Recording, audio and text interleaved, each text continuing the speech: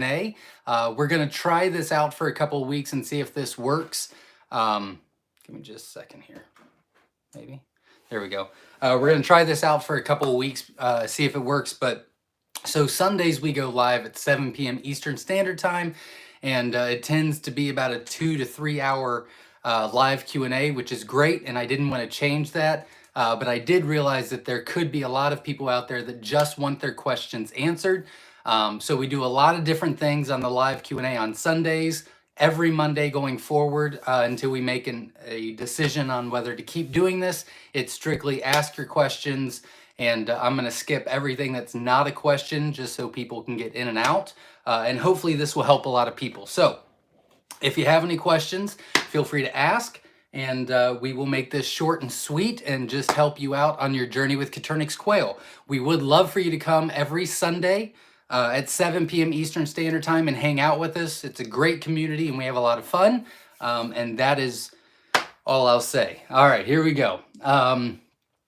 Let's see. Should this be a live Q&A with Myshire Farm Monday Fast Edition? I thought that's what I put. Maybe I was trying to do it real fast, so maybe I said something else. But yes, that is what it is. It's a live Q&A, and we'll just get straight to it.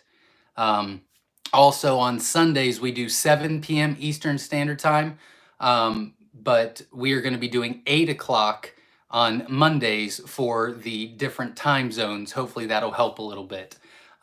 So that's why I did that. And this is just a thought. If it doesn't work out, then that's completely fine. I just wanted to offer it to everybody.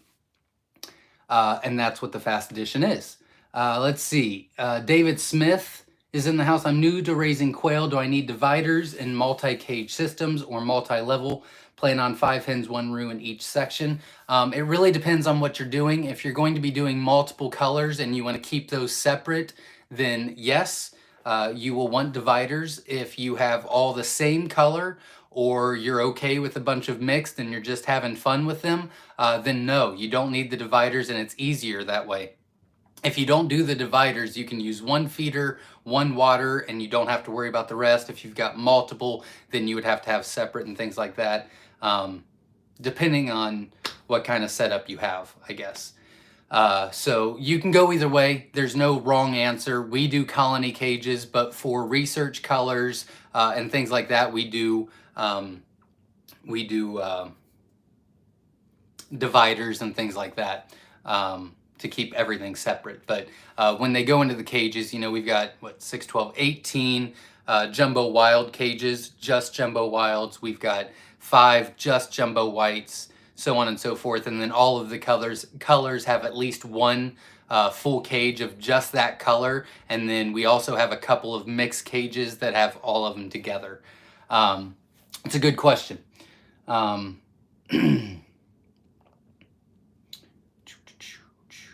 Let's see, what the Quail Farm says. Question: when introducing a new male to a all-female flock, how long would you wait to incubate the eggs? That's a very good question.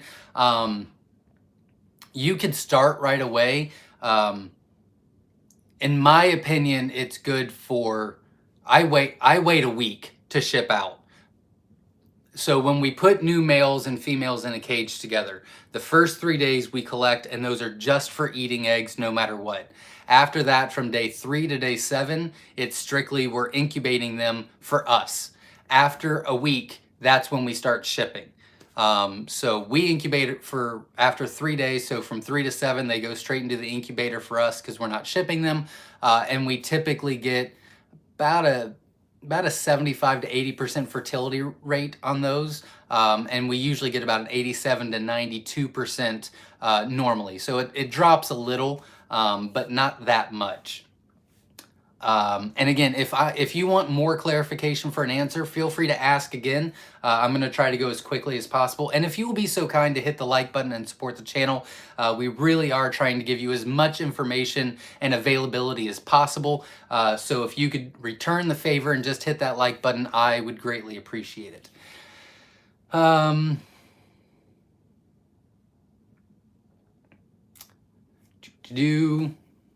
I like that. Another Manic Monday. There you go. Let's see. Hi everybody, I'm brand new here from Southeast Michigan. Well, welcome. I'm glad you're here again. Every Saturday we spend time, we talk to each other. I mention everybody where everybody's from. We have a lot of fun, things like that. But I'm glad you're here. Dan Droso, I'm happy you're here. LaRonda says, question, how do you check for egg fertility? I see people say looking for the bullseye, but I have no idea what that means. It's a little difficult. I get that. So if you open up an egg, there's going to be a little white center. In that center, there should be what looks like a bullseye. If it's an all white center, then it's not fertile. But if there's a bullseye in the middle, then it is fertile. That's the best way to tell. You can do the float test as well.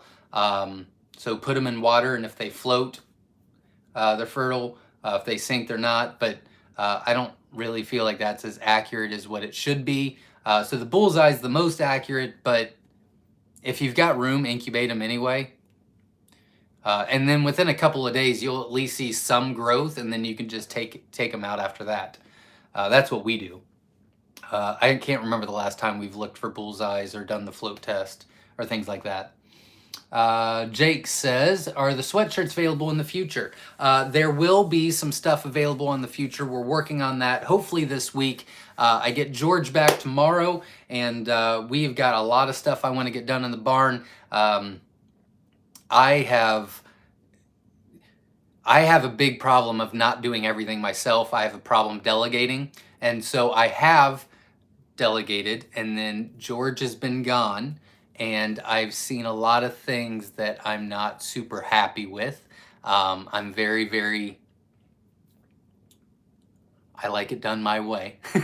So we're gonna fix some things this week, get back on track. I'll have more of a checklist that I'll be checking to make sure the things that I want done are done correctly weekly. But that is on my to-do list to work on this week. So good things coming, so stay tuned for that. Welcome, Doris. We talked earlier today. Grizzly Bear, welcome. Are that Myshire hats for sale? I don't know if we'll be doing hats yet. We'll be doing a couple different items, and they will be exclusive for a certain area. So I'm really excited about that. Hopefully we'll have a couple different options. I don't think I'm willing to give away my stuff yet.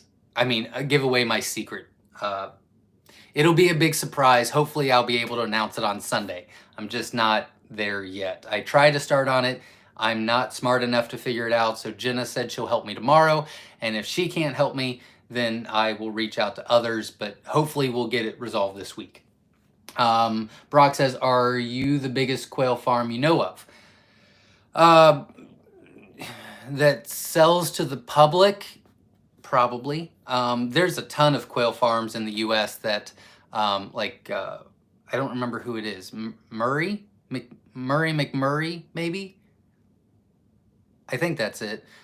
They have hundreds of thousands of quail. They butcher quail and they sell the butchered meat and ship it all over the U.S. They have hundreds of thousands of quail, but they don't sell eggs or live quail to the public. You know, they've got accounts like Walmart and Sam's Club and things like that. So there's people that have more quail than us. I don't know of any family owned and operated company that has more quail than us. But I could be wrong. I don't know. It's a good question. Ginger says, we will be ordering eggs and wondering when they can be put outside after brooder if it's really cold. That's a great question. I get that one quite a bit. I've actually been asked that a couple of different times today for phone calls. My phone has been ringing off the hook today, and that's okay. It's a bunch of new people, which is why I'm doing this as well, because I just can't respond to everybody all the time. So typically they're fully feathered at about 3 weeks old. What we do and what we recommend is keep them on a heat lamp for 3 weeks. Week 4, turn the lamp off, but still have them in kind of a controlled environment or as warm as possible without the light, and then they could go outside. So like if they're in a unheated garage, right, and you want to put them outside, Well, for 3 weeks, leave the light on. The 4th week, take the light off, but keep them in the garage, and then the 4th or the 5th week they can go out, is what we recommend. So kind of a staggered process. Very good question. What is the best cage to purchase versus home built? That's a good question. There's 2 companies that I highly recommend you check out, and they're completely different cages, and I love them both. So I don't think there's a wrong answer. Wynola Ranch, I love their cages, and they are extremely durable. We use them. So I would definitely recommend Wynola Ranch. Verna, if you'll put their website in the comments, I'd appreciate it. And dalesquails.com. I really love Dale's Quails as also. He has sent us a brooder. We don't have any of his cages, but I know that they're very popular. I've heard only great reviews. We do have one of his brooders. He's a great guy. He builds them all himself on his homestead. They are extremely self-sufficient. It's just him and his family there, and he's doing this to support them. So it's a great cause as well, and he does a great job. So both of those are different types of cages, but they're both great. So I would definitely check out both of those. Good question. Richard Brown says, question, will water too cold kill baby quail? Had a lot die off. Only thing I can think of. They can. They were 3 weeks old. Nah, that's a little strange. I don't think that would be it. It could be. I don't think that would be it. It's a possibility, but only for the chicks. You know, if they're 1, 2, or 3 days old and you're putting an extremely cold thing in there and they're very heated, then yes, that could be, you know, change of body and whew, bad. 3 weeks old, that's not really likely. Richard, I would recommend, we've got a video on our YouTube channel, Myshire Farm, that is called My Chicks Are Dying, Why? And it's really the top 5 reasons for chick fatality. I would check that out and see if you see anything in there. And if nothing in there sounds like it could possibly be that, you're more than welcome to reach out to me this week, and we can talk and I can try to help figure out what was going on. But I would check that video out first. Battleborn Urban Farm says, how should the jumbos be before we incubate those eggs? Ours are 5 weeks and just started laying. Very good question. So when they start laying, again, you can start collecting after 3 days, but I usually wait an entire week before I even start incubating. So the first week of them just laying eggs, I'm just collecting for eating eggs, whether it's for us or an order or whatever the case may be. And then once they've been laying for a full week, then that next week goes straight into the incubator. So I would say a week. You can do less, but I would say a week. David Smith says, with divided cages, which is better, solid dividers or wire dividers? It's a very good question. It doesn't really matter. So we've got our cages built. They're 3 stacked high. They're colony cages, but on the back ends, because they're on both sides, it's wire, and they do fine. They like to hang out and see each other and all that jazz. But the solid metal dividers are completely fine too. It doesn't matter. Doesn't matter. Whatever you think is best. It doesn't really matter. Sorry. Welcome, David. Veronica says, do you have to remove hens from cage when introducing males? Nope, you shouldn't. What I would recommend is taking them all out and putting them all back in at the same time. But if you're only adding 1 male and all the hens are already in there, it should be okay. The best practice is to take them all out, put them all in the same box, and then put them right back in. It kind of disorients them, and they do just fine. Thumbs up, everybody. Absolutely. Thank you very much. Let's see. What do you find to be the most docile, friendly quail type? If I not only wanted eggs, but pet quality, is there such a thing? Yeah, they all do pretty well. I mean, the most docile.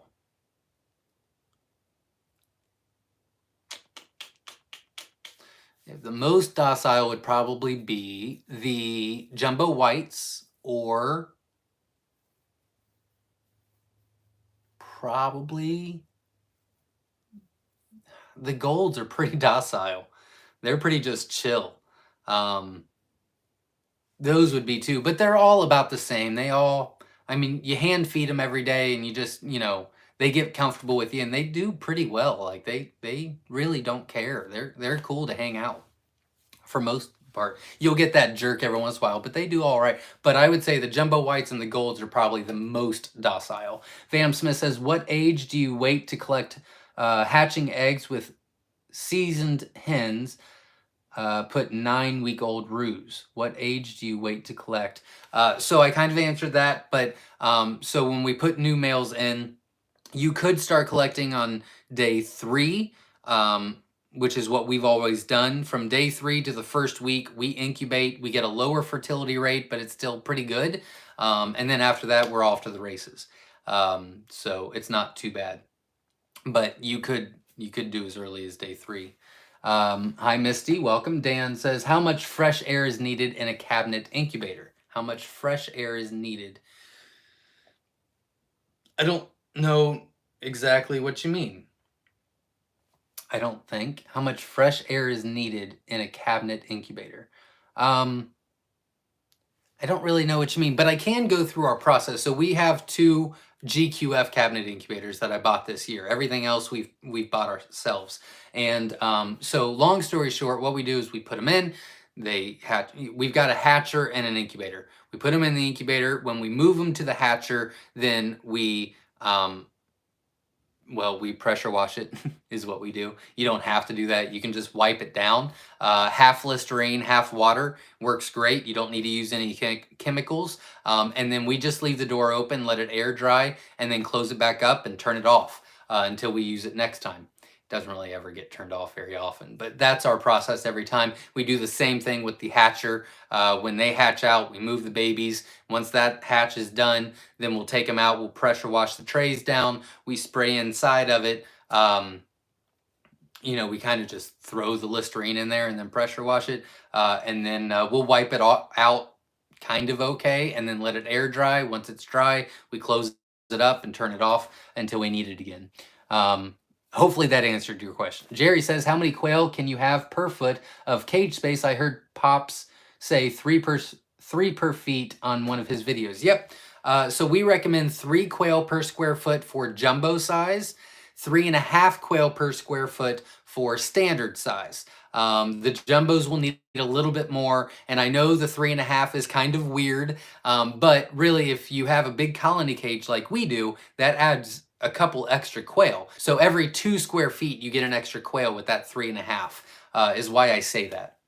But we recommend 3 to 3.5 quail per square foot. Dale's Quails is in the house. Welcome. Before I go any further, I do want to just really do a shout out and say thank you, Verna Young and Ed Got Bait. You guys are fantastic. They are my moderators on here. They do a fantastic job. I text them today, say I am running late. I'm crazy in the barn. Is there any way you can share my live tonight so people know on Facebook? They were more than welcome to do it. More than happy to do it. Anytime I call on them, they're on it, and I couldn't do things without them. So thank you very much. And that's all the admins on all the Facebook groups. You guys are fantastic. Thank you. Dale's Quail says, just remodeled a section of our barn garage to finally get our stock in an insulated building with electricity. What were some things you looked at when setting up your ventilation system? Good question. That's more of a Papa question. He's going to be a lot more detailed with that. I'll be much more simplistic. But we wanted high ceilings, because that dust and all that crap's going to go up. And then we put 2 industrial fans in the back, all the way at the top of the ceiling, so that it kind of circulates all that crap out and leaves everything down good. And we did that because we have the garage door open. We've got gates, where no animals can get in. But the garage door will open. We'll close the gates. That's just wire. So we'll get a breeze through most of the year. And then the shipping room to the main barn, is a complete big open door that you can fit a bobcat through. So you're getting fresh air in, and then in the back, it's taking all the bad crap out. During the winter, it gets a little stuffier in there because I keep the garage door closed because it's incredibly cold. But so I guess long story short, you want circulation to go like this, kind of, and you want it high because all that dust and all that stuff kind of is right above, so that those fans in the back kind of take all that dust and kind of circulate around and take it out the back. Hopefully that answered your question. That was a great question. Jasmine says, question, how much does cold weather affect the viability of shipped eggs? What about someone collecting their own eggs for outdoor enclosure during winter months? Very good question. The cold really doesn't affect shipped eggs very much. If you're using the right foamers, like our foamers are very well insulated, they keep the warmth in and the cold out. We package in a way where it really doesn't affect them. We're still getting amazing hatch rates. So shipped eggs, if you're doing it right, really doesn't affect them. Now, collecting your own quail eggs, whether they're in an uninsulated garage or barn or whatever, or outside, that's a very good question. So your quail are set, meaning that your quail will lay the same time every day. I would check that out and find out when they start collecting, and that's when I would feed. So for example, let's say our quail lay their eggs between 3 and 5 o'clock. Well, then at 5:30, that's when I'm going to feed and water everybody, take care of the barn, and collect the eggs right then. Hopefully that answered your question. Psycho Ward, welcome. Silverback Stacker says, my first batch of eggs just went into lockdown today. Also found out my rabbit is preggers. Awesome. Congratulations. Ro S says, question, is the light on my cell phone bright enough to candle quail eggs? It can be. They're a little tricky. You need to take your time on them. We did it before. It works just fine. Yeah, you can. You just got to make sure that you really, if there's any questionable ones, obviously you're looking from the top. Make sure that if there's any questionable, you actually do it from the bottom, and you'll see, you can put the two together and decide whether it's fertile or not. But it's doable. It's just a little bit more difficult, but definitely doable. Best cage and how many should you with? Well, the best cages that I would recommend is Dale's Quails, which is dalesquails.com. They're wooden cages. They're built on his homestead. It's just him doing it, him and his family. His wife helps him quite a bit. Maybe not building, but she takes care of a lot of stuff. So dalesquails.com is great. Now, Wynola Ranch is a family-owned and operated company, and they specialize in quail cages, and theirs are metal. So two completely different styles of cages, but they're both great. I would check them both out. dalesquails.com, and I believe it's quailcage.com. I do believe. Verna will have put those in the comments already. But I would check both out and just see which one would be a better fit for you. But I love both. Jasmine says, question, which was higher demand for processed quail, skinned or skin on? Very good question. When we processed butchered quail to sell, we always did skinned, is what we did. The skin on is kind of a little bit cleaner and nicer, but it takes almost twice as much time. You can butcher a quail skinned in about 2 minutes once you get the hang of it. With scalding and using the plucker and all that jazz, it's almost 3.5 to 4 minutes. So if you're selling, I would skin them, is what I would do. If you're selling them. If you're not selling them, then whatever you like to do. What the Quail Farm says, question, are you ready to franchise the Myshire brand? We can be your Georgia division. Nope, I'm not ready for that yet. I don't know if I ever will be. It's a good idea. I've tossed it around, but no, not yet. I still got a lot of extra stuff I want to do before I do that. I've got some great ideas that I just got to get to first. But like I told everybody at QuailCon, we had a convention this year on the farm. We had 200 like 260 people all over the US come, and we had special guest speakers, Chris from Slightly Redneck, Whiskey Tango Farms. We had NPIP show up. I spoke. We did tours of the barn. We all hung out. We did raffles and giveaways and all kinds of fun stuff. But I told everybody at QuailCon that I was going to make a massive push this year on self-sufficiency and getting a lot of people interested and knowledgeable about Coturnix quail. And I've been posting videos like crazy the past couple of months to try to do that. Luckily, Living Traditions Homestead was kind enough to help me with that. They obviously did a lot more than what I could do, and I'm okay with that. They're blessed beyond measure, and I just don't have that skill set to have that many viewers. They did a fantastic job. They're bringing awareness. I love it, and that was my goal. I didn't want to just do it my own. And I've got a ton of moderators, helpers, teammates on Facebook and on YouTube that are spreading the word. They're getting the word out there. That was my goal. But I've got about 75 more goals to hit before I even think about franchising. Good question. Let's see. Andrea says, someone had chicks die off and wondered about cold water. Check the pH. I lost dozens one summer. We lived in Florida, Panhandle, because the natural well water was acidic. Just killed them right off. That's not a bad thing to think about. Absolutely. That's a pretty good idea.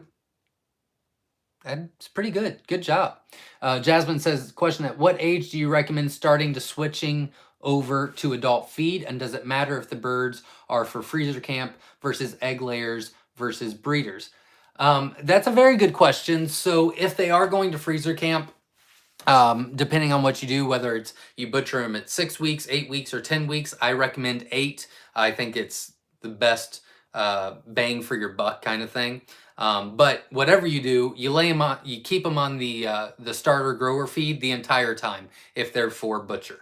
Get them as big and fat as possible. Now with colors, what we like to do here is we put them in the breeding program at 8 weeks old. So the 7th week is when we feed twice a day here. The 7th week, we do half layer, half starter grower. And then when they go into the breeder cage, they're on the layer. So it's that transition. But with the jumbos, we don't move them until they're 10 weeks old. So that 9th week is when we do that.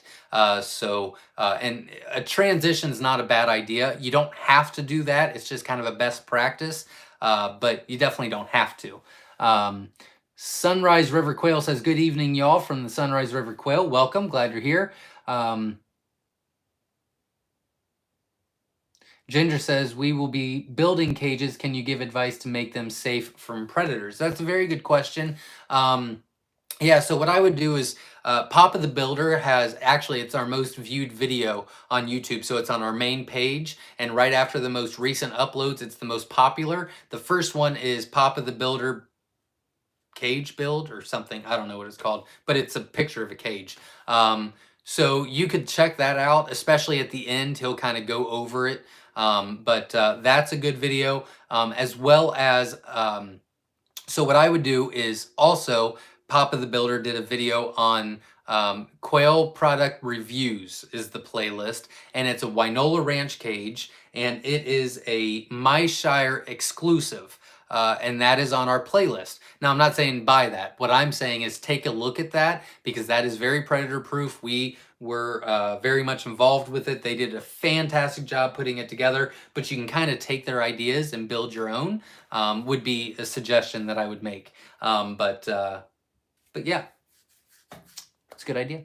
Battleborn, or good question. Battleborn Urban Farm says, our birds are on wire, but they keep getting bumblefoot. We are using the hardware cloth. The cage gets cleaned and don't feel rough to the touch. Any thoughts on preventing bumblefoot? That pretty much does it.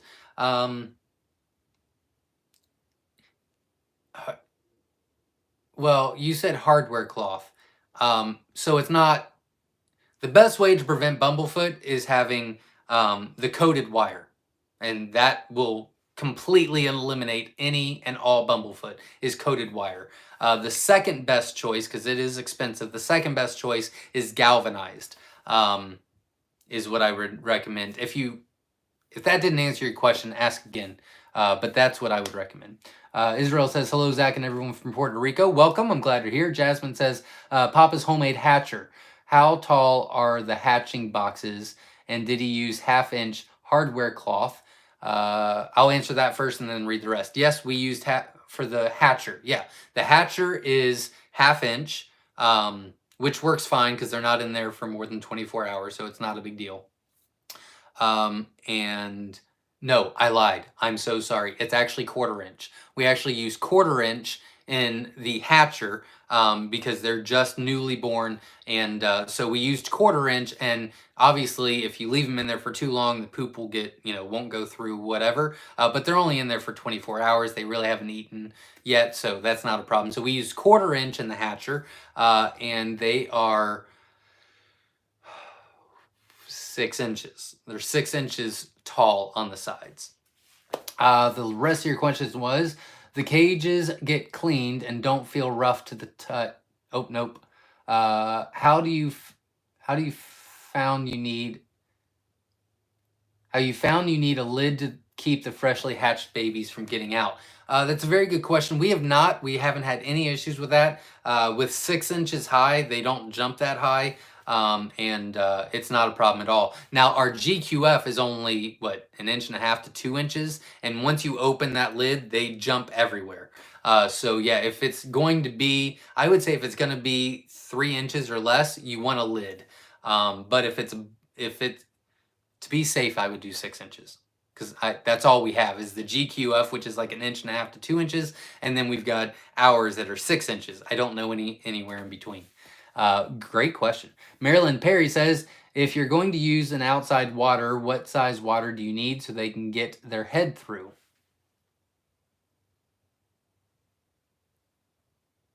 Water to get their head through. I guess I don't know what you mean by the water to get their head through. Maybe I'm just not familiar with them. So I know that Wynola Ranch sells the troughs, which I love. You should check those waters out. People use, I know a couple people in Vegas use the nipple waters and they swear by them. I have not tried those. We're thinking about maybe trying them in the brooders, but we haven't gotten to that yet. And then there's the little red cups, or there's like the poultry chick waters from like Rural King or Tractor Supply, but I don't know of any that they have to put the head in. It's hard to answer that. I'm sorry. How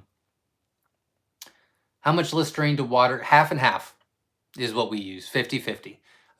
So we've got a little, Windex bottle, sprayer bottle. So we fill it up with half Listerine, half water, and then we just go to town everywhere. We shake it up and we're good to go. Oh, she's talking about wire size. Okay. I read that 100% wrong. I am so sorry. I apologize. Where their feeders are, we do 1 inch for back there. So it's not ideal if it's going to be outside, just because of predator proof. The 1 inch is not ideal.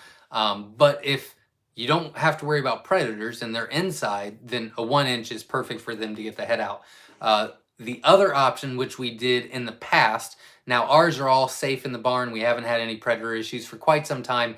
So we just did the whole back 1 inch. The whole side 1 inch.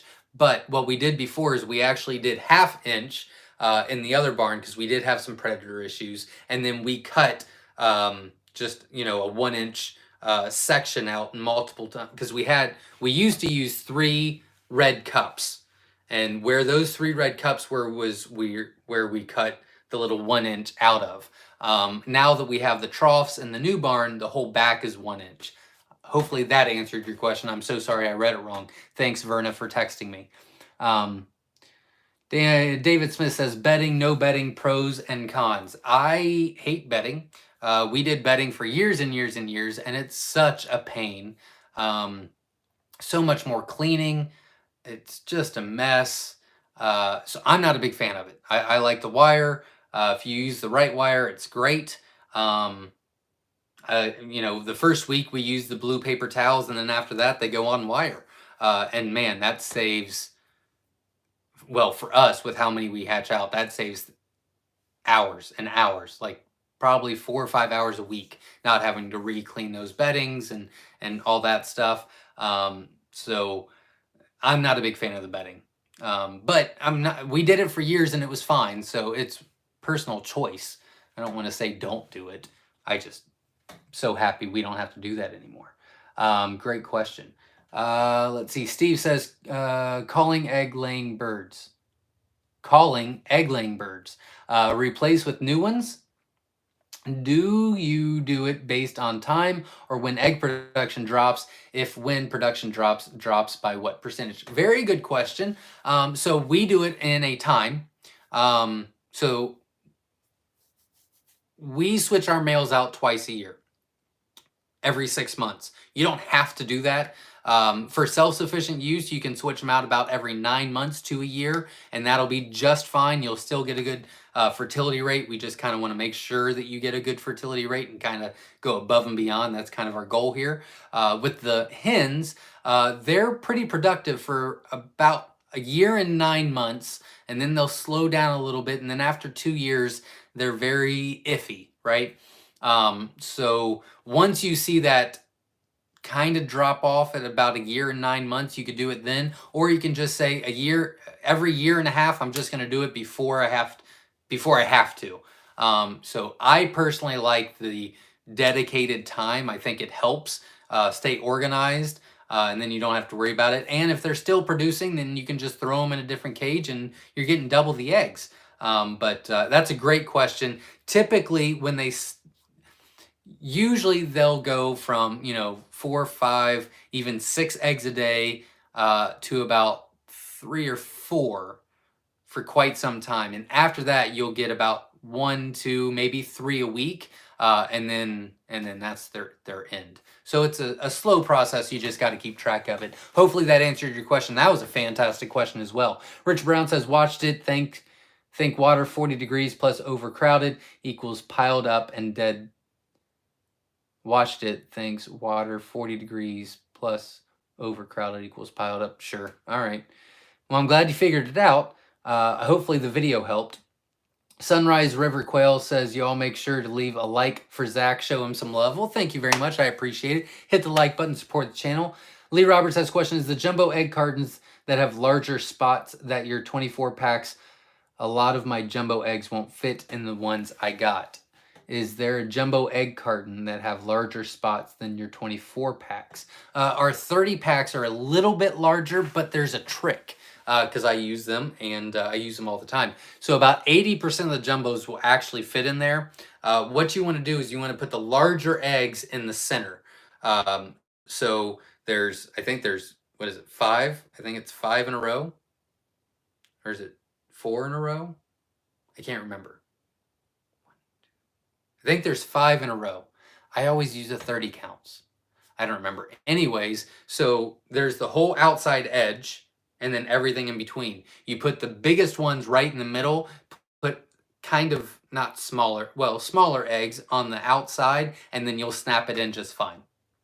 It's a little trick we've learned along the way because our eggs are getting a little large. We actually put in about 600 jumbo wilds last week, and that's just because I wanted to try to keep up with orders so I don't have to take them off the website. And we're having some issues with putting them in the GQF trays because our trays hold like, what is it, like 210 or 205? I can't remember. We'll say 200 eggs. And I was only able to put like 170 in each tray just because they wouldn't fit next to each other. So our eggs are getting a little too big, and I don't know what I'm going to say about that. So I ordered a couple pheasant trays. And then I can maybe recommend that to everybody if you're getting jumbos, because I really don't want to lower the egg size. But I also want them to be usable as well. I don't want you to get them in and not be able to fit them all in there. So I haven't decided yet but that's a good problem to have, so I'll take it. Do you know if balut chicks die from lack of heat, from being removed from the incubator, or from being boiled? Sorry if this is gross, but I'd really like to know. Yeah, so they're going to die. They're going to die from not being in the heat. It won't take very long for them to not make it not in the incubator. I don't know, 2-3 hours, and that's it. So they'll be long gone before they get boiled. It's not a gross question. I mean, it's you know, it's the way it is. Good question. Johnny says, can you recommend prices to sell products? Eating eggs, hatching eggs, balut, live quail, processed birds, etc. I don't. I don't like doing that because everywhere is different. So I'll give you the mindset behind it. What you need to do, there's a difference between marketing and advertising. Marketing is the research you should do before you even get into business, and you should do all the time. Advertising is using that research and applying it to try to entice people to buy your stuff. In simplest terms. I'm sure people that know marketing and advertising are be like, oh my God, that is wrong. It's kind of what it is. Anyways, so with that being said, I have a customer of mine that has, I think he has like 2,000 quail, maybe a little bit more, which is a lot. And he sells a ton of balutes. He sells them for 80 cents each. If I asked 80 cents a balut here, they would laugh at me and I would lose all my business. It's just not my market. I can't do that. Then another, I don't want to say his name, but he had texted me and said, I get $1 an egg. No chance. I can't do it. But so we sell ours for 50 cents. I'll tell you that. We sell our balutes for 50 cents each.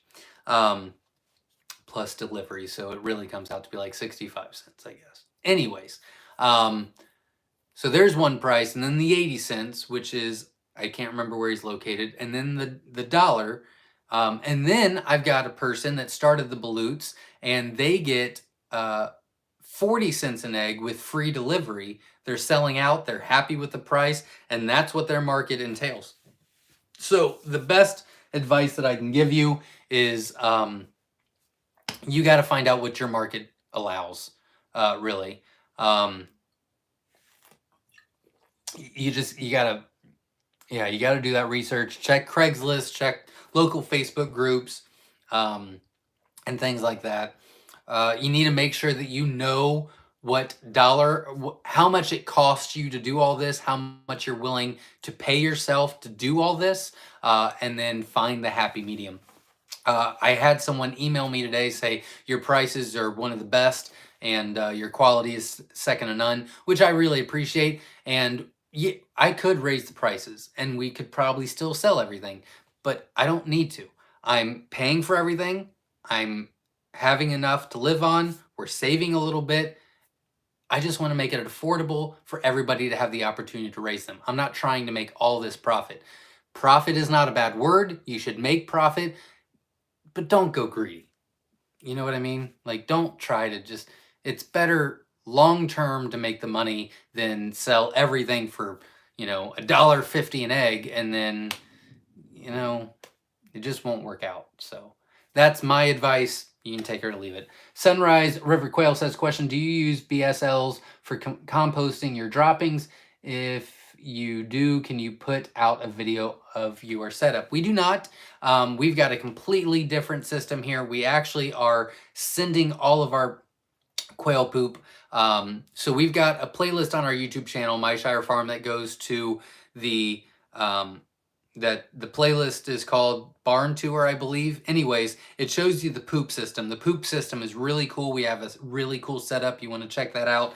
Anyways, we flush it. It goes into a 10,000 gallon tank. Then we have someone come out. They take the 10,000 gallons of quail poop, take it into their truck, and then they drive it somewhere, and they give that to this company, and this company actually makes bioenergy out of it. So we really don't compost that much quail poop anymore. But that's a great question. How much difference percentage can someone sell skilled versus plucked? skilled versus, I'm assuming skinned, maybe skinned versus plucked.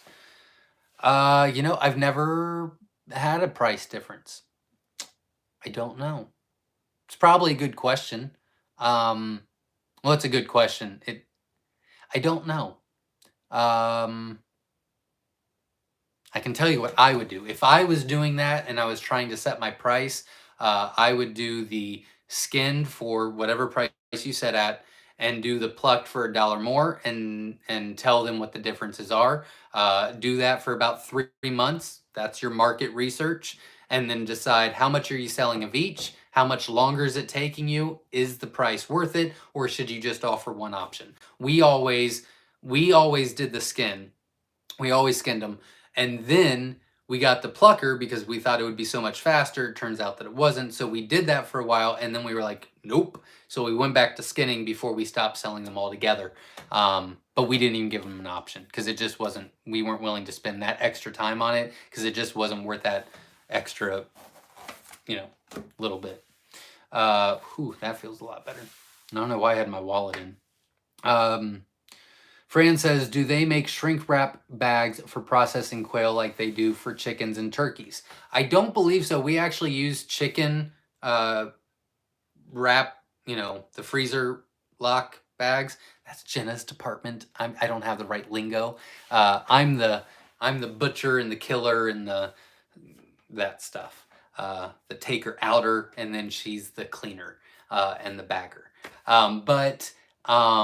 We actually use chicken bags, and we fit 6 in each bag is what we do. And then dry vacuum seal it, whatever she does. I don't know.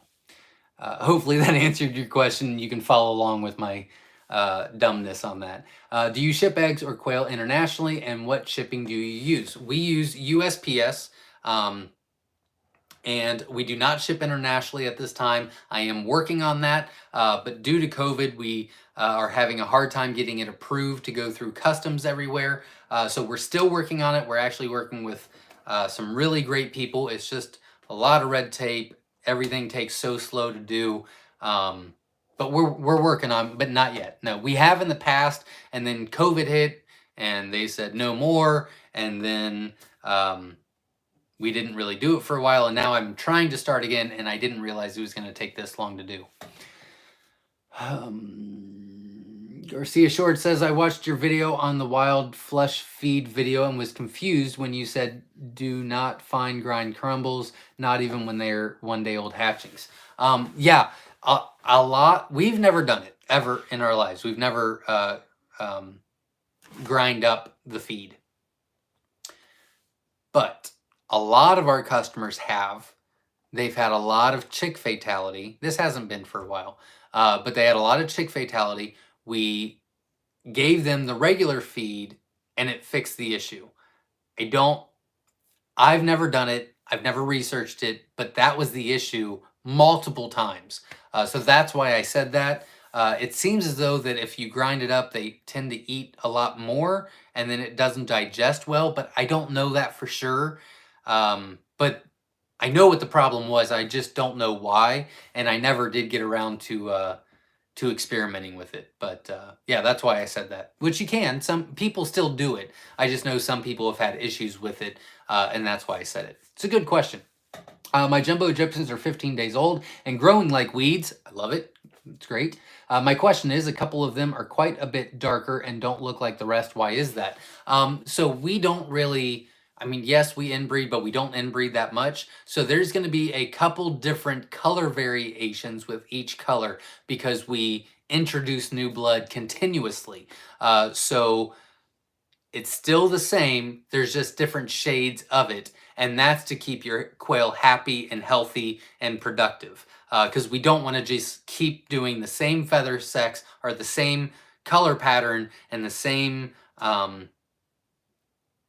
It's just not the right thing to do in quail. Long term. You can do it for a short period of time and breed something 100% true and get the exact same color patterning that you want every time. But long term, that's not going to work out because all you're doing is inbreeding the same gene over and over and over and over. So for example, we've put the Egyptians with a couple different colors, and then we take those Egyptians, we put those together, so they're still Egyptians, they just have a little different shade to each one, and that is so that they're different bloodlines. To keep your flock happy and healthy, and then you can keep reproducing them over and over and over, and there's no issue because we're not doing it, so you got plenty of time to. Hopefully that answered your question, but if you have any questions on that, or if I didn't answer it correctly, feel free to let me know. That's a good question though. Callie Quail Keeper says, question, have you used the plastic netting type flooring at all? We have not. I'm fixing my crummy flooring. Tired of spraying with truck bed liner, doesn't last long. Sure. No, we've never tried the plastic netting. Honestly, it's the galvanized metal works pretty good. Obviously, the spraying with the truck bed liner works a little bit better, but the galvanized is pretty close to that without having to keep doing it. But it really is worth the money to get the coated wire. It'll last forever, and you don't have any issues. That you're done with it. It really is worth the extra money, but it is a lot, so you got to keep that in mind. La Rochelle Farms in the house, welcome. Our Mojo 23 says, are jumbos good ones to start with or not? Yeah, they're great. If I had to recommend anything, it would be any of the jumbo lines. Obviously, I love the Jumbo Wilds the most. I am sold out of them right now because everybody loves them. But the Jumbo Wilds, and then if you don't want to go with a jumbo, I really like the Feather Sexable mix or the regular mix. Reason being is because the Feather Sexable mix will give you jumbos and standard size quail. The standard size quail is nice because you get a lot of different color patterns, a lot more fun colors, and they lay more consistently. The jumbos are nice because they're larger meat and eggs, but they're not as consistent, and they don't come in as many fun colors. So you get the best of both worlds with those. But I mean, if we only had one quail, it would be the Jumbo Wilds, if that makes sense. But I do like the Feather Sexable mix as well. Any of the jumbos are good as well. Callie Quail Keeper says, can you recommend any other poop trays other than oil pans I currently use? I pressure wash, had less than 7 months rusting. That's a good question. So I don't like the oil pans. What I actually like is usually you can find like, how do I say that? Usually like where we bought a crap ton of ours was a... we bought them from 2 different places. You have to do your research. It's not like you can just go there and get them. You have to inquire about it. But any of like bread stores or restaurants, they'll switch their pans out about once a year. They're about 3 times thicker than the oil pan, and they're rust resistant, all that jazz. So, you know, we would contact restaurants, say, hey, when you switch them out, we'll pay you, and they were like, we'll just give them to you. So we've done that. And then there's usually like a discounted restaurant place where they'll sell like, you know, restaurant supplies and things like that. We've bought them from there as well. But it's best if you just contact restaurant places and try to get them for free. Sometimes you have to wait a little bit, but works great for us. Aluminum bread pans, yeah, that's pretty much what they were. I think we had some from a local donut shop. We got some from Panera Bread before, and then we got some from, where was the other place? Krispy Kreme was the other place that was kind enough to donate some for us. And then we needed more because we kept increasing, and finally we just found that place. I was like, all right, we'll spend $3 a stupid pan. I don't even care. So it's a little bit of work, but it's kind of cool to do. So I would recommend checking that out. But the oil pans seem to be a little bit thin. They do rust very fast. We tried them, we didn't like them, so the bread pans work great. And those are some ideas that you can try. Dora says, Zach, what's the best way to keep a record for breeding and calling changes and incubation on clutch numbers? Do you band legs to keep the better track of counts? What's the best way to keep a record for breeding and calling changes and incubation on clutch numbers? That's a very good question. So we do leg bands. You can buy leg bands from Wynola Ranch, wynolaranch.com or quailcage.com. They have them there for quail, which is nice. We've done nail polish on their spine before, and that's worked pretty well. And then we are lucky enough that we have 18 different brooders, and then we've got 70, 60, 61, 62, 64, 65, 67, 68, 69, 71, 72, 73, 74, 75. We've got 75 cages, and some of those are dedicated. Some of those are Wynola Ranch cages, and so if we're trying to do a small number, then we'll put them in there. So we're really blessed with that. But those are a couple ideas. I've got a record keeping under Quail for Profit video on what we keep track of. It's just a simple Excel sheet. I mean, you can write it down that way, or you can definitely improve what I do. It's just I've been doing that for a long time. That's my comfort zone, whatever the case may be. As far as our keeping track of records, our record keeping. But in the past, before we were so blessed with so many cages and space and brooders and all that, we did leg bands that we actually bought zip ties. You could do zip ties, but you got to really be careful with those because they grow super fast. And if you don't cut those off and put a new one on, you're really going to be in for a hurt because they're going to just overgrow that fast. The leg bands are great from Wynola Ranch, and then the nail polish worked really well too. And we got that at Walmart, the nail polish.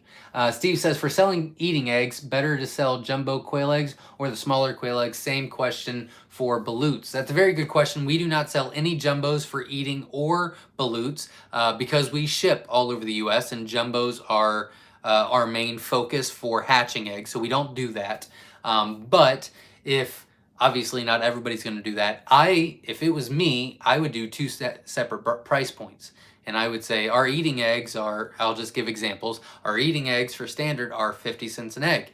Our jumbos are 75 cents an egg, and then show them the difference.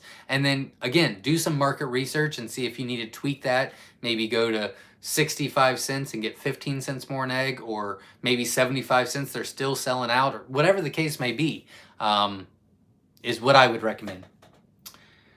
Seems to be going longer than what I thought, but that's good. We got a lot of good questions. I'm trying to go as fast as possible. Row S says, if you don't supplement your birds with extra light during the winter, will your hens be naturally productive longer as they age? Great question. Yes, they will. Did I drink all my drink? Yeah, I did.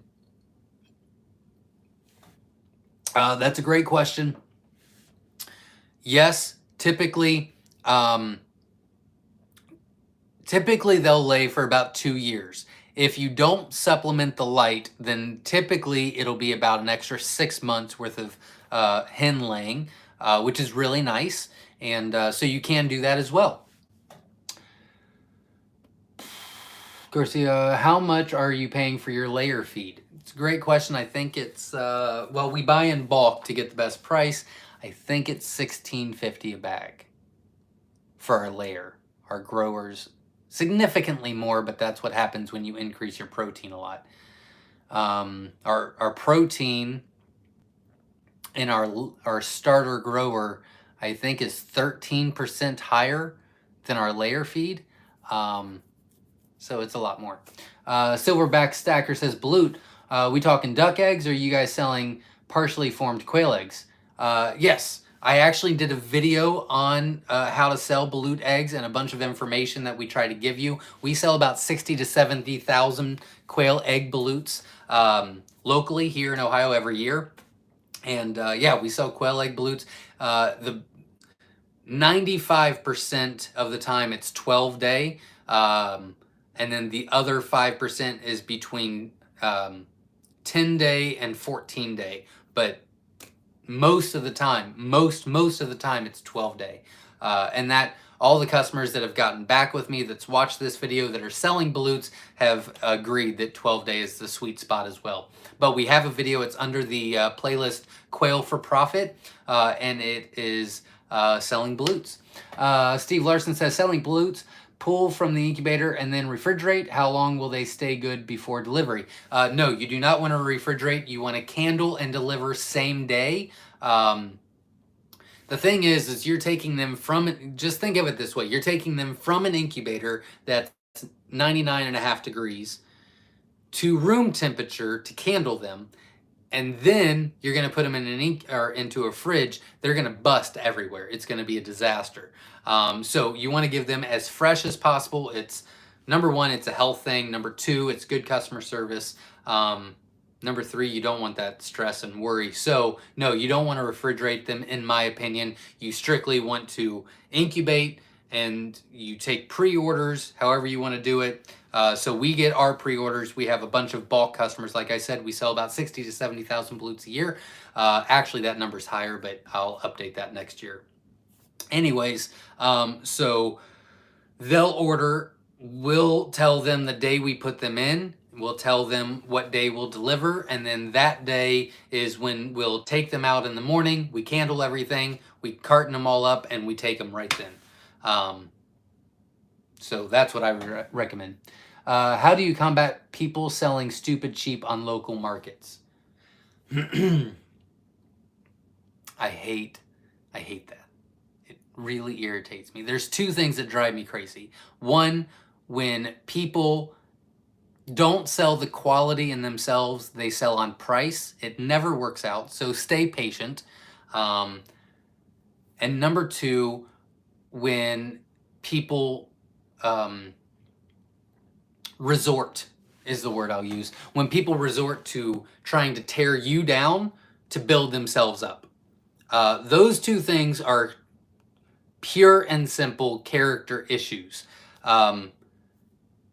And you probably know just as well as I do that people like that, they're always their worst enemy. So, make sure, here's the advice I can give you. Stay positive, stay patient. Are you going to lose some sales because of someone else selling cheap stuff? Yes. But give amazing customer service. Give it all you've got. Stay patient. And you focus on selling quality. Explain the quality. Give them the best product that you can give them, and make sure that your customer service is stellar, and help everybody, even if they're not buying from you. So many people make this mistake. If you're not getting the sale, then they don't want to give you the time of day. You never know when they're going to purchase. And even if they don't, just be a good person and help them out. They're asking questions. You know what I mean? So that would be my advice for that. But I do understand the frustration. It drives me crazy. It also could be a small portion of the time they just don't know. They just didn't do the market research. But they'll figure it out, because when they work their butt off to sell all these eggs and they're selling them all, and then at the end of the month they have no money because they're selling them too cheap, well, then it won't work out too long. So just stay patient. I went on a tangent. I'm sorry. That's not today. I shouldn't have done that. And day 3 or 4 of incubation, power goes out for about 4 hours. Do you think they will die? No, you should be fine. It's not an issue. You were early in the incubation. It was only for 4 hours, so the incubator will still maintain a pretty high level. No, I wouldn't worry about it at all. Wouldn't worry about it at all. La Rochelle Farm says, I can't sell a balut to save my life. LOL. That's all right. It's, different markets. If you need some help, feel free to ask any questions. I can try to help you out with some advertisement ideas or things like that. Thank you, Zach, for answering my questions. I really appreciate you. Not a problem. Thanks for showing up. I appreciate it. Hit the like button, support the channel. I greatly appreciate it. I am talking super, super fast. Here's an old water. I'll drink that. I was hoping that this was only going to be about 30 minutes where people just ask questions, but I didn't realize that this was going to be such a success. I am so happy that everybody is here asking great, amazing questions. And if you're asking the question, I know a lot of other people want that answer as well. So I'm glad that this works out. We were going to do a frequently asked questions every week, but we decided to try to do this instead. And I think it's working out pretty well. So, Jeb says, hello, Zach. I'm wanting to build a quail run. Is there a feeder that could be out in the rain? I'm going to put in shelters and building a room on it for heat lamps. Very good question. A feeder that goes on the outside of it. or just out in the rain.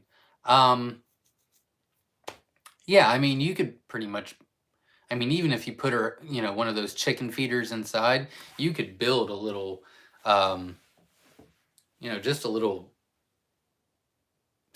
tent with some sticks and, you know, I mean, you could put something like that over it.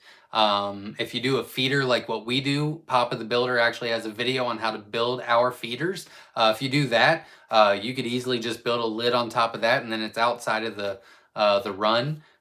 Yeah, I mean, there's plenty of options. I don't know if there's anything you can buy.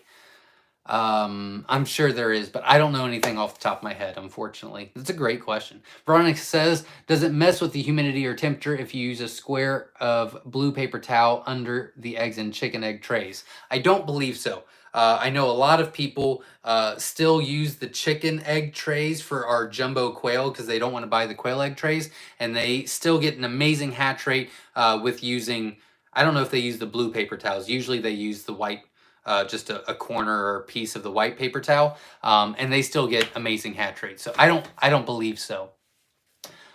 Richie says, what is the average weight of a processed jumbo? That's a very good question. Last time we looked, it was, we butcher them at 8 weeks old.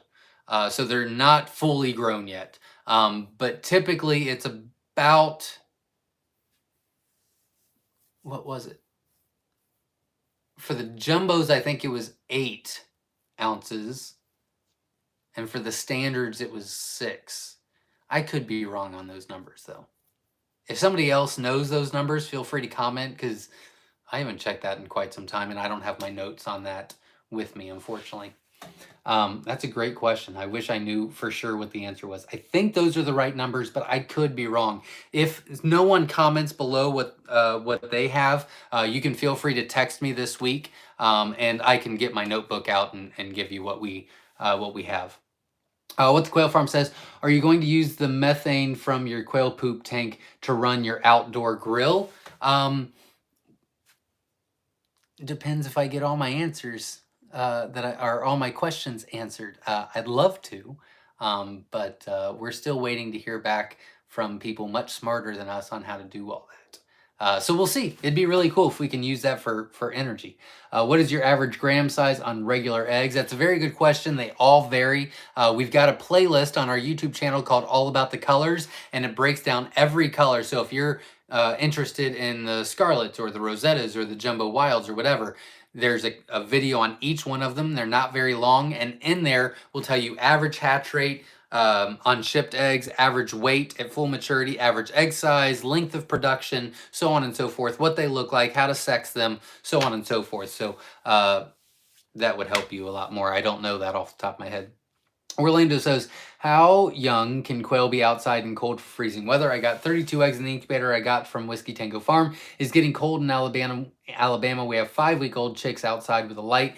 Yeah, so typically what we do, Alabama, you would be fine, but so you want to keep them inside somewhere for the first 3 weeks with the light on. The 4th week, take the light off, but leave them there. The 5th week, take them outside. They don't need heat anymore. They're good to go. They're fully feathered. You've transitioned them from a heat lamp to just normal to outside, and they're good to go. Just make sure that they have somewhere to go to get out of the elements. Crazy wind, snow, rain. It's 2021. We're going into 2022. Who knows what's falling from the sky? So just make sure they can get out of that. Green Thumb Acres, I'm not too far behind. Green Thumb Acres Farm says, question, how many hatching eggs should I start with? Goal is meat and eggs, but mostly meat. I am looking for the Jumbo Wilds. When will you have them back in stock? Very good question. We'll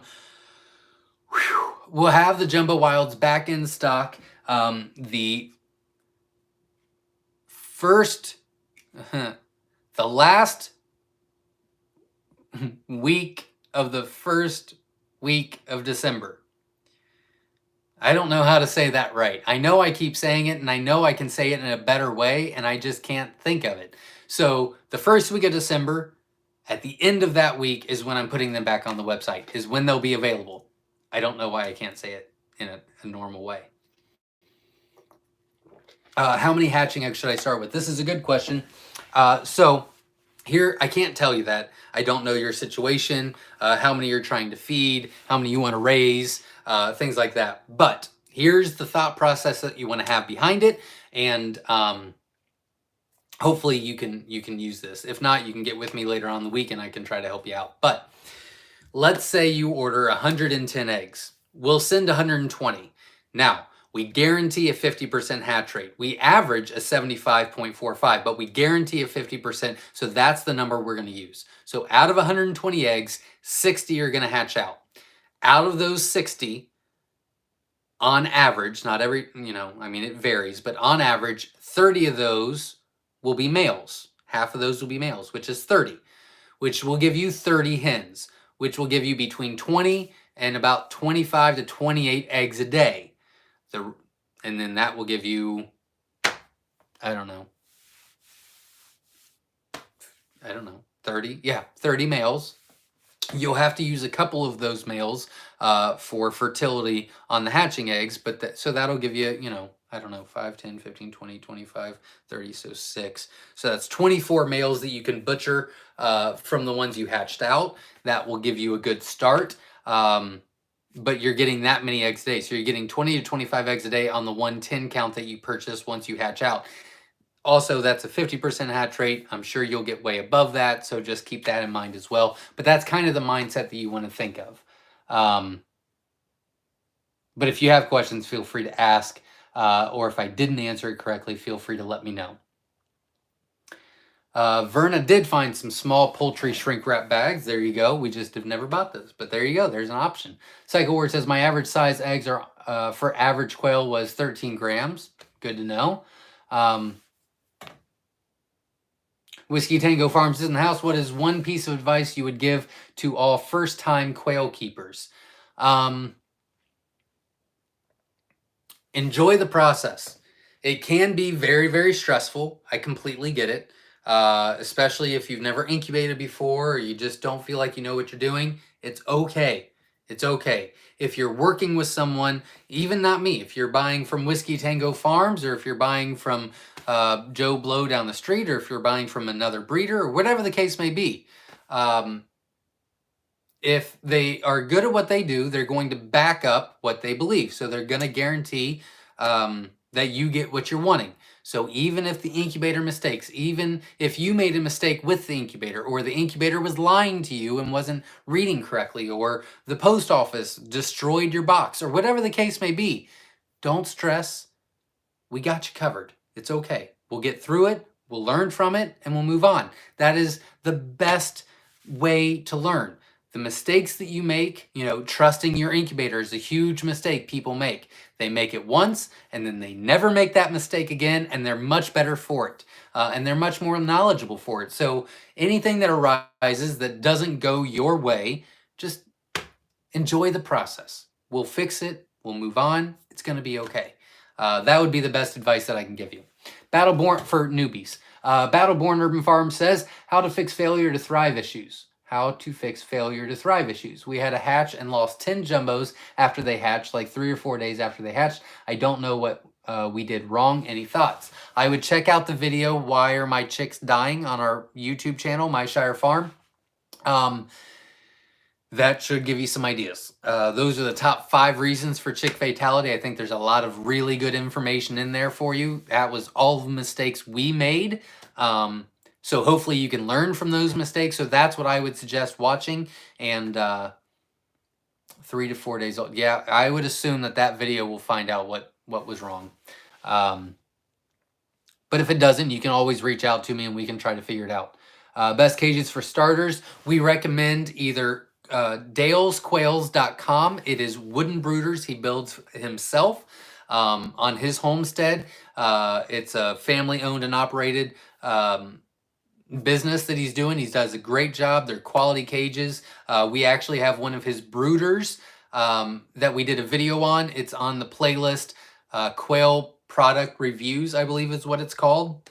And we'll show you the quality. It's amazing. I really enjoy it. Another place that you can check out and kind of compare is Wynola Ranch. They have metal cages, so it depends if you want wood or metal. But both are family-owned and operated companies. They're both fantastic. I work with both of them. I swear by both of them, and they'll treat you right and they'll do you right. And I'm in contact with both of them almost weekly, and they're great people. So those are the two I would recommend. And the cages are very good quality. I mean, it's not just because I like them, but I do like them as people. I think they're good, honest, ethical people. And that's really who you want to work with. You know, sometimes I would rather work with ethical, loyal, honest people than the best product.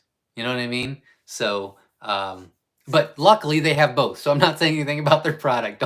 Don't get me wrong.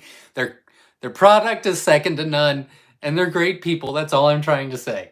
Johnny says, I found quail starter feed 28 protein near me for $14 for 50 pounds. Is that a good price? Yes. Buy all of it all the time. That is fantastic.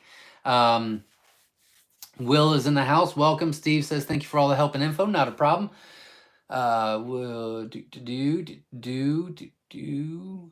Zach, what's pros and cons of running lights all night? I'm not a big fan of it. I think you're overworking them. I do know that if you leave them on all the time, they will not last the 2 years, and they will stop being productive earlier. You're just putting too much stress on them. Is it a horrible thing? No. I think they need a break. I think they need a break. So I work mine 18 hours a day. That's a lot. Now, I work 18 hours a day, so they have to do what I do. And that's how pretty much anything that I buy, it needs to keep up with me, is the way I look at it. So those quail, hey, I'm working 18 hours a day. You guys are going to work 18 hours a day. Plus, I'm the one feeding them and watering them and taking care of them and moving them and making sure they're all getting along. I mean, I'm pretty much their, butler.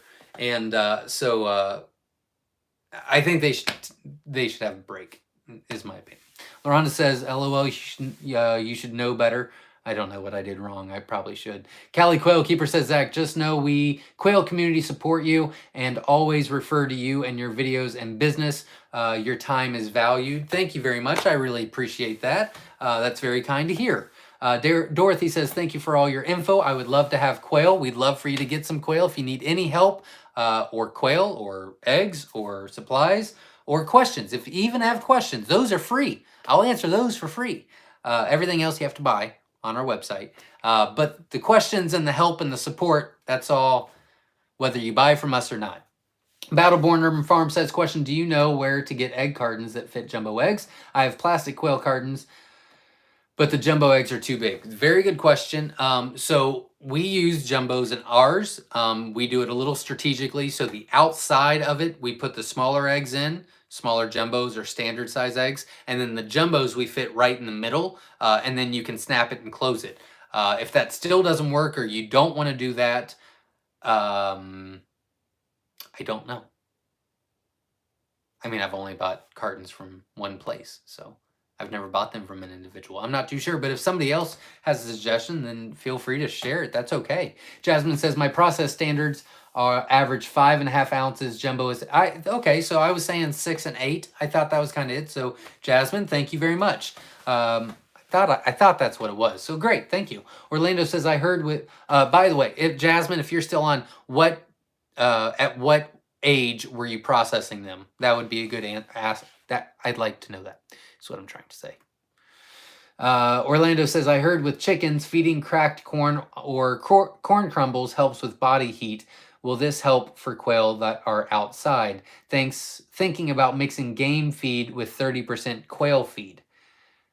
Game feed with 30% quail feed.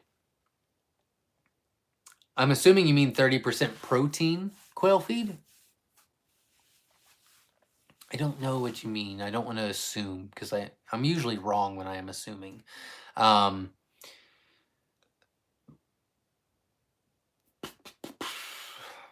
This is the advice that I would give you. We have a video. I know but I do have videos, and I'd like you to watch them. I'm trying to help. We have a video on our feed, and we customize our layer feed. Now, we did not customize it. We were lucky enough and blessed enough for Klombach's PhD doctor special people come out. They toured the farm. They asked us questions, and they came up with this special formula. In that video, I show you the ingredient page, I show you the percentages, and I tell you what they told me. So I'm regurgitating the information so that you know too. I would highly recommend check that video out because I am not an expert in feed. I just know what I've been told, and I trust who told me that by the umpteenth degree because they are so much smarter than me. That's what I would recommend checking out.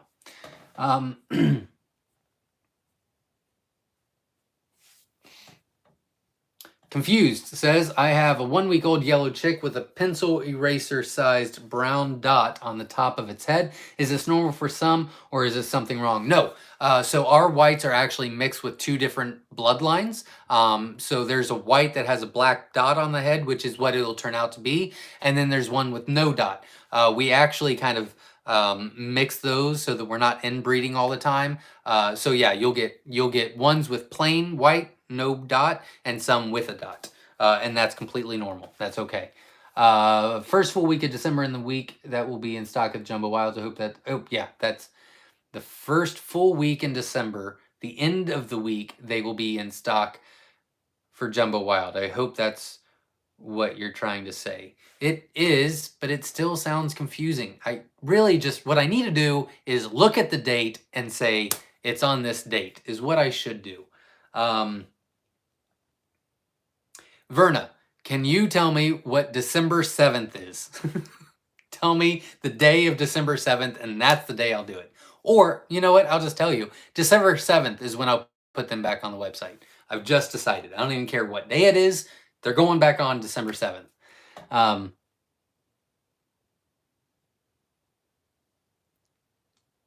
Verna Young, not talking to me, not talking to me, not talking to me, not talking to me. Whiskey Tango Farms gave me some high fives, I think. I guess I'm not an emoji person. I think I've sent like 4 emojis in my life, and 3 of them have been to my wife, and she called me an idiot. They were the wrong emojis that I sent. She's like, what are you trying to say? And I was like, this. And she goes, that's not what that means. I was like, okay. Anyways, I think those are hand claps, high fives. I don't know. Mistakes are not failure. Not learning from your mistakes is failure. Absolutely. Actually, I'm reading a book. So can I give you advice? Not that you care and you didn't even ask, but I'm going to tell you anyway.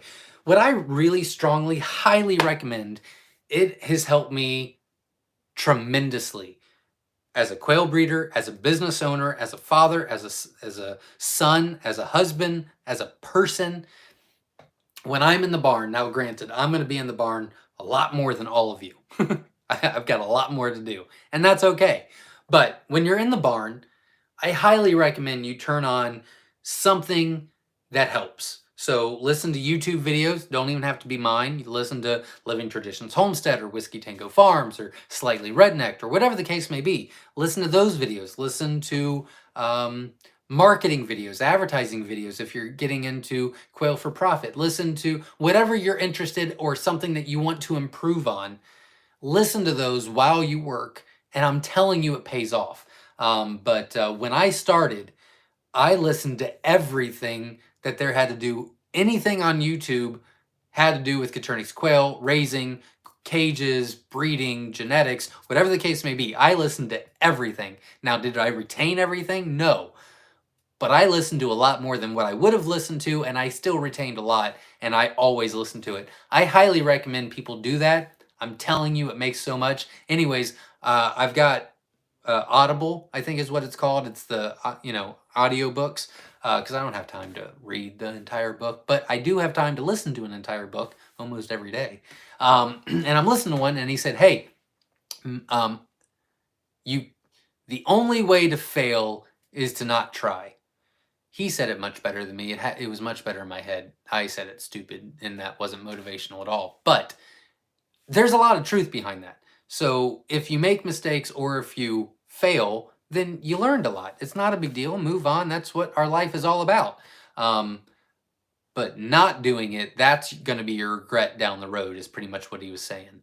Was, if you want to try to start your own business or try to start this or do this, if you do it and it doesn't succeed, you didn't fail. The idea or the time didn't didn't make sense. That failed. You didn't fail. You learned from it and you're going to be better for it. But if you think you always want to do something and you never do it, you're going to look back and say, I failed at that. Like I should have tried. I know I could have done it. Anyways, sorry. Frank says, hi, Zach. My farm got a nice order for a new feed today, for raw feed today on my way. Thanks for all the info from you. Not a problem. Hi, Zach. My farm got a nice order for raw feed today on my way. Thanks for all the info from you. Well, that's great. Congratulations. I'm glad. I'm glad that it looked like it's a big order, and I'm very happy that you're going to be selling a bunch of stuff you didn't need. So that's great. Congratulations. Verna did put the Why Are My Chicks Dying YouTube video in the link. So again, Verna and Ed, you guys are fantastic. So is all the admins and moderators on Facebook. You guys are just lifesavers all the time. James Willis says, okay, if their backs are bare at 4 weeks, are they still okay to go outside? Some have picked the feathers off the backs. That is a great question. I would wait an extra week or two, and I can tell you why that happened from experience. We did it for a long time. We had no idea why. And then someone told us and we said, oh, and then we changed it and then it never happened again. It's because they're overcrowded. I know it might not seem like they're overcrowded, but they are. So we recommend 6 chicks per square foot in the brooder. Then we recommend 3 quail per square foot in the cages. But we recommend they are 6 birds per square foot in the brooder up to 3 weeks old. After that, you really need to change that square footage. But that's why. So what they do is they get overheated. It's either overcrowded or overheated. Let me put it that way. So they could be getting too much heat. Usually it's because of body heat, but not always the case. The light might be too low, and then they'll pick their back feathers out because they're so hot, and then those don't grow back. So hopefully that helps you in the future, or somebody else. Nicole says, why does people don't like mixes breeds chickens than hens lay eggs? Why does people not like mixed breeds chickens than hens lay eggs? I don't know what that means. I'm so sorry, Nicole. I don't know what that means. I'm sorry. If you want to ask again, I'll be happy to wait. And I think I'm almost at the end of the comments. But if you want to ask again, say it in a different way, because I don't know what you mean, unfortunately. But I will be happy to help. Scott V subscribed to the channel. Thank you very much. That's very generous of you. And hopefully we'll help you out on your journey and have some fun along the way. 105 thumbs. We've got 111. Thank you all for the support tonight. Marilyn says, did you ever get review of temp and humidity gauge to use for checking incubators? Yeah, so I bought 3. I did not like all three. They were awful. I will mention them. I won't talk bad about them. But I'll just say, this one we used, we weren't, it worked okay. I'll be nice about it, but I'm not telling you the brands right now. So I'll just tell you the 3 that I got were awful. She's talking about the live barnyard mix for chickens, why people don't like the idea for quail. I don't know. I don't know. I don't hate the idea. I don't know why people were so gung-ho about that. Thanks, Verna. Thanks for... I just didn't get it. Thanks. That's why you're amazing, Verna. So anyways, the 3 that we got, they were all over the place. They changed. Just after a couple of days, they slipped. I just hated them. So I couldn't do that. Bought 3 more. Those 3 are actually really, really good. So I really don't know which one I'm going to put in first place. And I might not. I might just say these are the 3 I recommend. So we're working on that. I want to test it for a couple more days. But I am working on it. And as soon as I'm comfortable that they are good and good for a while, I will be posting. That's a great question. But it's not came out yet just because of that problem. Jasmine says 8 to 10 weeks. Okay, great. All right. I have a weird trays will be available on the web. Hold jumbo. Race Whiskey Tango Farms has stacking trays that will be available on their website soon. They hold jumbo eggs. There you go. Racer Tim 7 says, hey Zach, just put my first eggs from you in lockdown yesterday. Can't wait for them to start hatching. Awesome. Best of luck. And keep me posted on the hatch. But that's great. Congratulations. I do believe those are ones that you won on one of the live shows. So that's exciting. Vam Smith says, do you know where to buy quail leg bands? I had thought you mentioned Kansas City Quail's website, but I could not find them when I looked. No, Whiskey Tango Farm. No, dang it, not them either. Winola Ranch. There's too many farms. Winola Ranch. That's not even a farm, and I still messed it up. WinolaRanch.com or QuailCage.com has the quail leg bands. I don't know, that was rough for me. Tuesday, December 7th. Okay, December 7th is when the Jumbo Wilds will be back on the website. That's the end of the first week. It's not really the end of the first week. I knew I kept saying it wrong. The 10th would be Friday, the end of that week for the first full week. No, we're going to do December 7th and just be done with it. So Jumbo Wilds will be back on the website December 7th. Phew. B&G Farm and Trucking says, do you ship live quail? We do. We have a couple different options on our website, which is myshirefarm.com. We ship teen sets, which is 10 straight run teens, a bunch of fun colors. We have a breeder set, which is 5 hens and 1 male. We've got an all-female set, which is 6 hens, and we've got an all-male set, which is 6 males. And those are for either introducing new blood to an existing flock, or if you want to try butchering them, they're butcher weight. You can butcher them, whatever the case may be. Or you just need males because they died, or whatever the case may be. Or you're, we've shipped a lot of males for a lot of different reasons. Dog training, raw dog food, whatever the case may be. It's actually cheaper to ship live quail than it is frozen. So we've done that a lot. Is like the preach hallelujah in response to your advice for newbies. Oh, okay. Oh, I get it. Hands up. I really should get more hip. That's what my kids say. Steve Barry says, thanks, not a problem. I hope I helped. Dorothy says, explain about Listerine and water to clean eggs. We used to do that. We don't anymore. So Jenna used to do it because that's what someone told her to do. So she always did that. She put in a mister, a little spray bottle and misted them and then put them in. And then at lockdown, she'd do it again. And then I kind of took over the barn when I went full time. And I said, I don't want to do this every time. And so I didn't. And then we had a great hatch rate. And then I said, okay, let's research it. So we did about 4 or 5 hatches with Listerine, 4 or 5 hatches without. And it was the exact same hatch rate every time. That's the exact same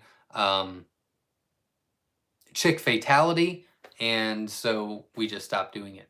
But you can, it's not a bad thing. And then we used Listerine Gold is what we used. Half Listerine Gold and half water is what we used. Oh, Verna already knew that. Or that's what she does. B&G Farm and Trucking says, we are researching quail and just started watching your videos. Great information and awesome job. Well, thank you very much. I appreciate it. And welcome. I'm glad you're watching the videos. And if you have any questions, feel free to reach out. My phone number and my email are both on the website, myshirefarm.com, if you need to reach out to me. Verna, if you'll put my website, email, and phone number in the comments one more time so they can write those down in case they need to go a hold of me. I'd appreciate that. And thanks for watching. I really appreciate it. Let's see. I'm assuming brooder. Can a brooder be too big? No. You need to make sure that you have a good amount of quail in there. And if it is too big, then you need to make sure you have multiple light sources and the feed is within distance. But no, I don't think so. You just got to change some things. I think she was saying mixed breeds still lay eggs. Yes, absolutely. I don't know why everybody else got that and I didn't. I feel not very smart. But yeah, everybody else got it. So Nicole, I'm sorry, it was me, not you. So yeah, mixed breeds, they all can work well together. We've got 1, 2, 3, 4, 5, 6. 1, 2, 3. Wait, how many we got? 1, 2, 3, 4, 5. So we've got 5 cages of all fun mixed colors. Then we've got 1 rare mixed cage. And then we've got 3 feather sexable mixed cages. Everything else is separated individually. Which sounds like a lot of cages, which it is, but we've got a lot of cages. So anyways, they all get along. They produce just well. You get a lot of fun colors out of it. And here's my thing. I'll tell you this.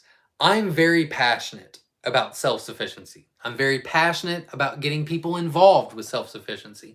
I'm very passionate about people knowing and understanding and learning more about Coturnix quail, because I really do think that 99% of people that try Coturnix quail are going to love Coturnix quail. I really do believe that, and I really want to get the word out. That is my passion. Now, with that passion, I've learned that we need to have a lot of jumbos and we need to work on them continuously and get them good sizes, because that's what people need. Also, it entices people to have all these fun colors. So that's what we do as well. And we spend time on it, and they're separated, and we work a lot, really hard on that. And we've introduced a ton of new colors to Coturnix quail throughout the years.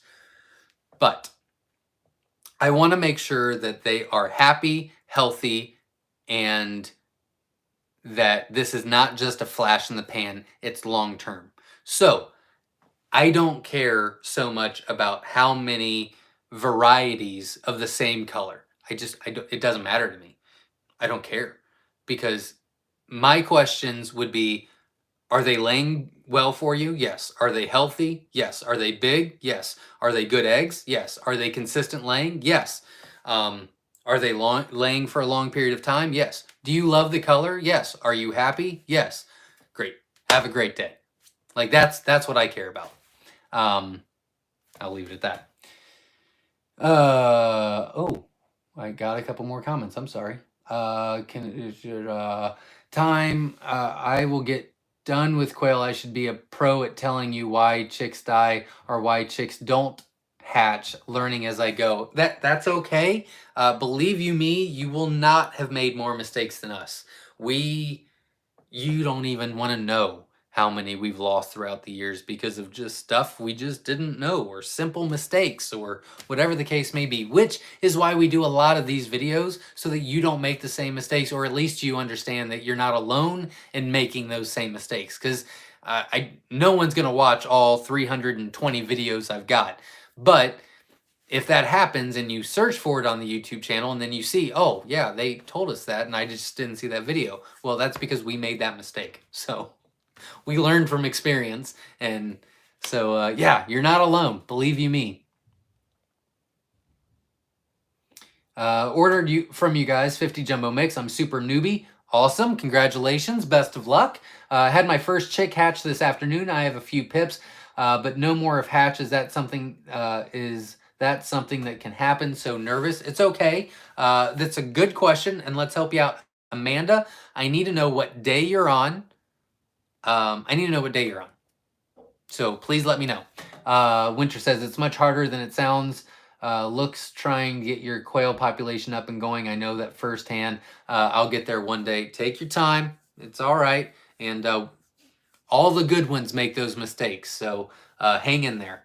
You gotta hit the bumps before you can take off. Here's another piece. Well, I'll tell you that in a minute. Dr. Connie says, hello from Florida.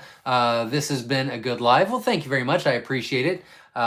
December 7th is Pearl Harbor Day. Good to know. That'll be my day. I've already said it. S. McKee says, I'm running late this week. This is the second time I almost missed your live. Well, thanks for showing up. I really appreciate it. Support the channel by hitting the like button.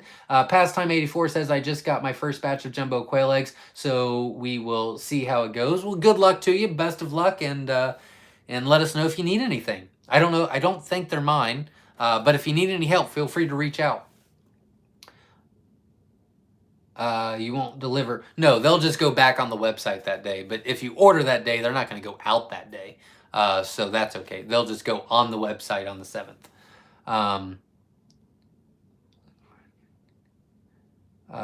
Quick note, mixed colors, varieties, plumage would work, but not mixed breed. So for instance, the Coturnix, right.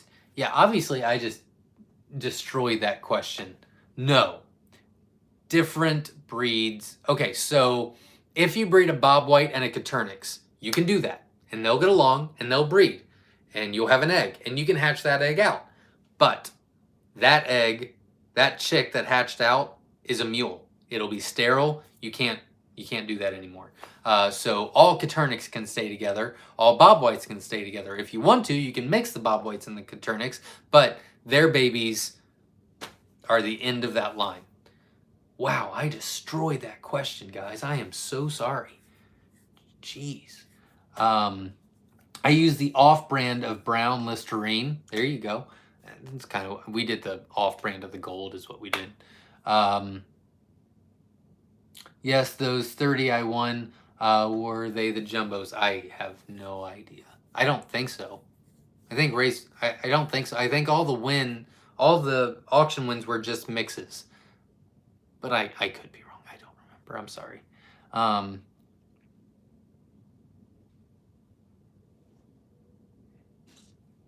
Day 17. Okay, so Amanda, I need to go back to you because I want to make sure you get a good hatch. And don't stress. Don't be nervous. It'll all be okay. We'll make sure you're okay. Don't worry about it.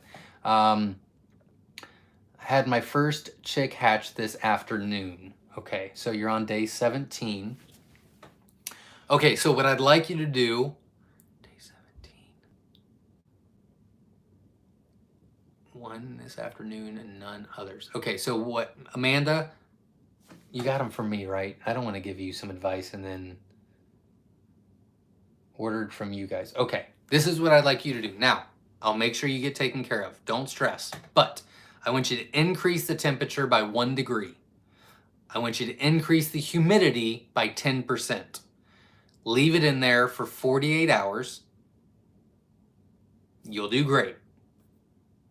And let me know after 48 hours how it goes. But I'm 98% confident that you will have a massive hatch within 24 hours of doing that. I actually recommended somebody else do that because they were on day 18 and only one had hatched. I told them to increase the humidity by 10%, increase the temp by 1 degree, and they came home this morning. That was Sunday. Yeah, that was yesterday morning. They did that. They came home from work today and said that they had like 87 chicks hatch. And that was on that. Now they're on day 19. So I don't think your incubator is reading correctly. It would have been nice to start getting some yesterday. You should have a decent amount today, but you're still in time, so it's okay. I'm glad you're here today, and yeah, because a couple more days and we would have been out of luck. But you're still in the safe zone. So increase your temperature by 1 degree, increase your humidity by 10%. Let me know, text me in 48 hours and tell me how great of a hatch you got. And if by that 1% chance that you don't get a good hatch, we'll take care of you. Don't stress. We'll reship and we'll take care of you. But at the end of this hatch, one way or the other, whether it's a great hatch or not a great hatch, we need to get together because I don't think your incubator is reading correctly. We need to troubleshoot it. We need to find out what the issue is, and then we need to fix your incubator. Dorothy says, what are the least amount I can purchase just starting? We've got our 25 count for eggs, and then the quail, I guess, is 6. But the egg count is 25 count. The reason we do that is because if you order 25, we send 30. If you do the average, which is national average of 50% hatch rate, we are guaranteeing a 75, or no, we are not guaranteeing that. We average a 75.45%. We guarantee a 50%, but 50% is the standard overall. Chickens, quail, shipped all over the US. So if you order 25, you'll get 30, half will hatch, a lot more will hatch from us. Then 15 you'll get, out of those 15 you'll get about 6 or 7 hens. So that's why we only do a 25 count.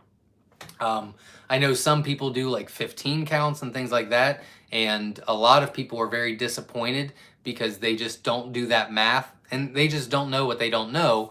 And then, you know, they get a 50% hatch rate off those 15, which means 6 or 7 hatch, or we'll say 7 or 8 hatch. And then they'll get 2 or 3 hens, and that's just not enough for them. And so they have to start the whole process over. So, and Amanda, before I get off here, if you have any other questions, please let me know. Our Myshire chicks are less than a week old, and one already jumped out of the brooder and made it to our bedroom. Yeah, we do have some overachievers, but those are just good genes, so that's okay. once you get your system right, it doesn't take long to get your numbers up. Just make sure you have cages ready. Absolutely, that's very true. So winter, once you get everything dialed in, you just all of a sudden you're like, oh, okay, how did that happen? Believe me. Dr. Connie says, did your Quail for Profit list end with 11 videos, or are there more coming? There's more coming. I'll be honest with you. I actually have 2 already ready to go on my phone to be posted. But I knew that Living Traditions Homestead and Kevin were doing this video in advance, and I wanted the week before and the week after, because I thought that we would get a huge influx of subscribers, which we have. I wanted to be more newbie friendly than the Quail for Profit. So there's still more coming. I'll still give you some more information. And we're going to do a special live just for Quail for Profit that will strictly be for you guys asking specific questions to do that. But I've got a couple more videos. I just didn't want that to be seen right away from all these new people and not think that, think that it was over their head or whatever.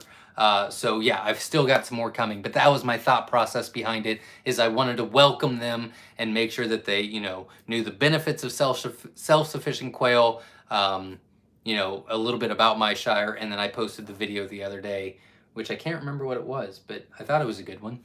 I can't remember. I canned all my eggs today, my own quail eggs, and out of 38, I had 9 not developing. Is that good or bad? 9 not developing, so that's 29 out of 38. That's pretty good, especially this time of year. That's pretty good. That's pretty good. Which means you should have, what, 25, 26, maybe even 27 hatch out of 38 eggs you set. That's fantastic. So yeah, keep it up. That's great. All good. I bought some jumbos from your auction. Okay, awesome. Oh, I missed one. Really appreciate y'all doing these videos. It definitely helps. Great. Well, just know you're not alone. Dorothy says thank you, not a problem. Amanda says sprinting downstairs to go do that right now. Thank you so much. You guys are seriously amazing. Awesome. Again, Amanda, make sure you keep me posted. I really want to make sure. In fact, I would like to know if you can text me tomorrow, about 24 hours from now, let me know what the changes are, and we might have to change it again. So don't wait 48 hours to contact me, because we might still have to maneuver. So let me know tomorrow. And again, my phone number is 937-760-7282. Johnny says, when eggs go into the incubator, is that day 1 or day 0? It can be either one. I wouldn't overthink it.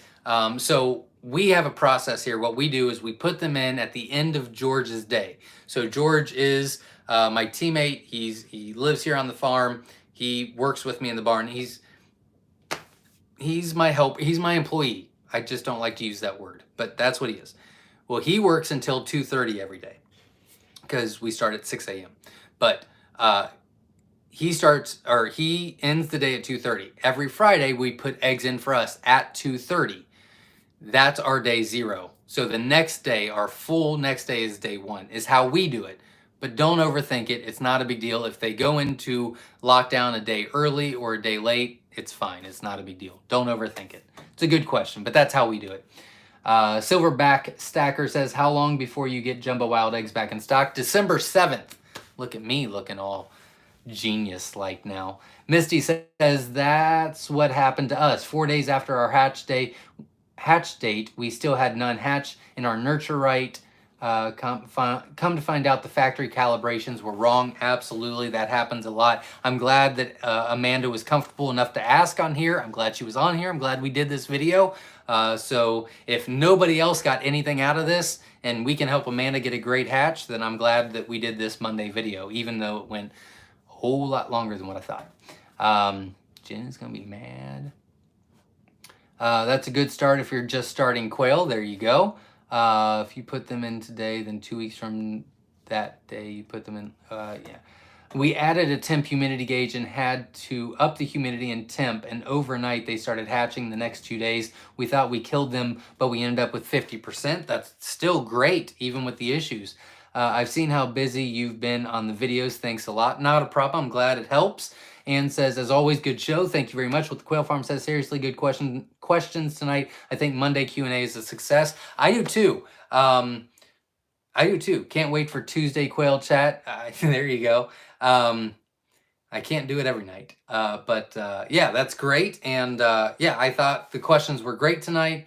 And that was it. So 9:49, we started at 8, still almost 2 hours. I'm sorry, everybody. My goal was to go real fast, and that was as fast as I got. But we did have a ton of questions, which is great. So if it's helping, I'm willing to do it, and I'll work it out with the family. They get me the rest of the week. So anyways, thank you all for showing up. I really appreciate it. Again, we'll be posting at least one video this week. I got to get some stuff organized and situated here, but I've got a lot of great videos coming your way, so stay tuned. Hit the like button, support my channel. We're really trying to give you as much information and help as possible. And thank you all for being part of the Quail community. I think you guys are absolutely amazing, encouraging one another, helping one another, being positive, and that is what I want to surround myself with, is positivity, no negativity, because that doesn't help. And I appreciate you all. So thank you very much for watching. You guys are fantastic.